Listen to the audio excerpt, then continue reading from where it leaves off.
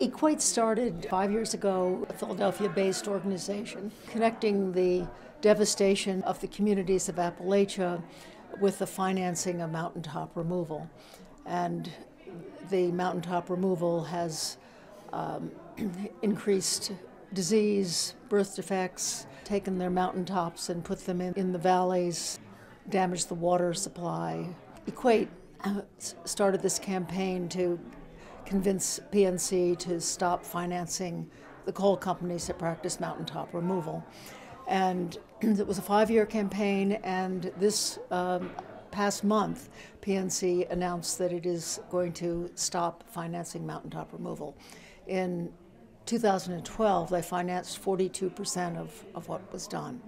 So it's a big shift. It was very strategic on the part of the folks in Philadelphia who organized this, and they went to a couple of the shareholders' meetings. They had a few shares. In one of the shareholders' meeting, they held a meeting for worship while the shareholders' meeting was going on. And so they would pop up and speak about the devastation to the communities and give various messages. They closed the shareholders' meeting down after 17 minutes. After the year when they shut down the shareholders' meeting after 17 minutes, they moved the shareholders' meeting to Tampa, Florida.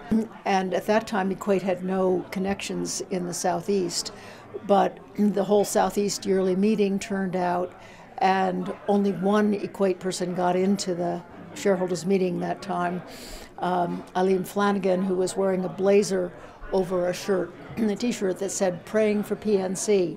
And so after 12 minutes, she stood up, took off her blazer, and the t-shirt was enough for them to shut the shareholders' meeting down.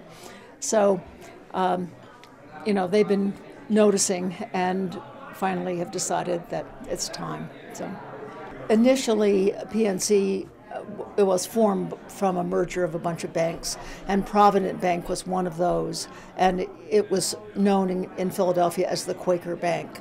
And so that was part of the reason why PNC was chosen for this campaign, plus the fact that PNC on its website talks about what a green bank it is, how they have solar panels on their roofs and green roofs, and they're LEED certified, etc. So for those two reasons, PNC was chosen. Yeah.